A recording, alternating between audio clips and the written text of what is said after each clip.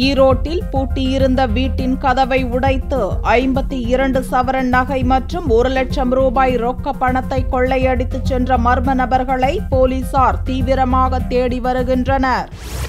ஈரோடு சின்ன சேமூர் பகுதியைச் சேர்ந்த சக்திவேல் என்பவர் மளிகை கடை நடத்தி வருகிறார். இவர் வழக்கம் போன்று மளிகை கடைக்கு சென்றுவிட்ட நிலையில் அவருடைய மனைவியும் மகனும் உறவினர் வீட்டிற்கு சென்றுவிட்டு மாலை வீடு திரும்பியுள்ளனர்.